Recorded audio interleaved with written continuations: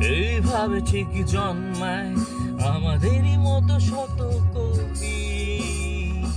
কলেজের সব বন্ধুরা বলে আয় নায় মুখ দেখে আয়। আমি জানি ভালোবাসি তোমায়, জানি না বলবো কি করে তোমায়। আমি নিয়েছি পিছু আজ কলেজ ছুটির পরে সস্তা বিকেল বেলা। কখনো গড়িয়াহাটার মোড়, নন্দন চত্বর, বাস স্টপে অপেক্ষায়।